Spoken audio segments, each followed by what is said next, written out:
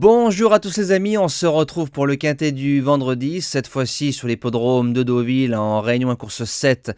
Faites attention, au départ 20h15, l'horaire change pas, mais cette fois-ci on est du côté des galopeurs. On revient sur la journée de mardi. Alors dans le quintet, je passe au travers de ma sélection. Par contre, dans une réunion très compliquée du côté de Vincennes, les résultats ont été plutôt bons.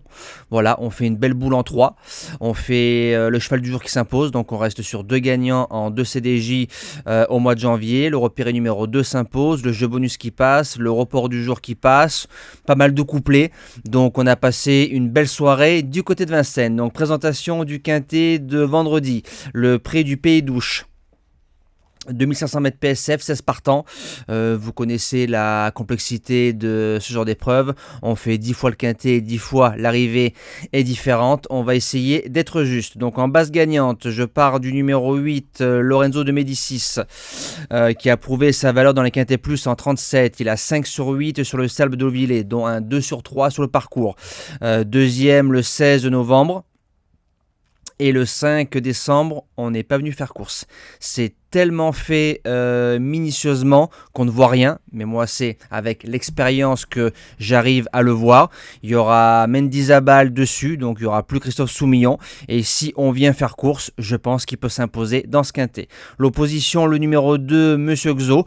Alors, il avait l'accord de 16 dans le quintet de référence. Bon cinquième, monté off. Là, il aura l'accord de 15. Alors je me dis que si on peut le démarrer un tout petit peu, c'est un cheval en 42 valeurs qui a largement sa place dans les 3 de ce genre de tournoi. Pour les chances, on attaque avec le numéro 4, Uzel. On connaît ses aptitudes. Voilà, il suit tous les trains, mais il faut faire que la ligne droite. Il a un changement de vitesse plus important que ses adversaires. Première fois 2005, il a fait 3e. Je l'avais gardé très haut. Je le garde encore très haut. Et surtout que cette fois-ci, on lui associe le roi des quintets, Paquito, Stéphane Pasquier. En 4e position, le numéro 3, Just Light. Valeur sûre au niveau des quintets plus. Il a gagné le sien au mois d'octobre. 3e d'un des quintets de référence. Va courir à 1 mois et demi. Mais chose qui sait faire. Corde tout à l'extérieur. Mais c'est un galopeur qui s'est démarré. Donc un avantage. En 5e position, le numéro 12, Flatten the Curve, qui fait entre 1800 et 3000 mètres. Il s'adapte à tout, il fait toutes les surfaces, gazon ou sable. On peut le monter de partout et une belle réussite sur le sable.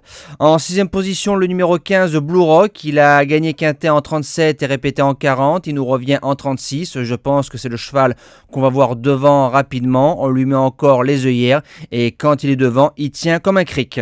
En 7e position, la découverte, le numéro 5, Adéliade, premier quintet, premier handicap, 2 sur 2 sur le sable, deuxième pour son unique essai sur le parcours entre des chevaux qui étaient entre 41 et 42 de valeur. Je me dis que je préfère l'avoir avec moi que contre moi. Et je termine avec le numéro 10, Caléo Palace, qui a 3 sur 4 sur le parcours, deuxième et premier cet hiver, pour un premier quintet plus en le protégeant. C'est un galopeur qui peut prendre part à l'arrivée de cette épreuve, une fois de plus ouverte, et surtout un vendredi soir. Je vous souhaite une belle fin de semaine et bon quintet à tous.